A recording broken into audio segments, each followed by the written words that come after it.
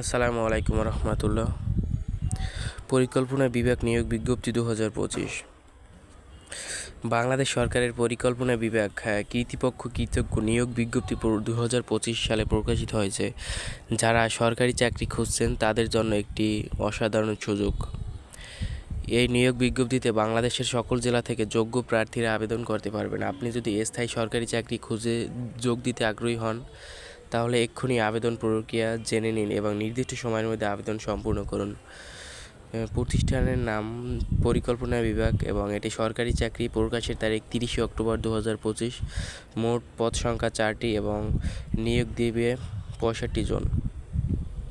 আর আবেদন শুরুর তারিখ 5ই নভেম্বর 2025 সকাল 10টা থেকে, আর আবেদনের শেষ তারিখ 25 নভেম্বর 2025 বিকাল 4টা পর্যন্ত।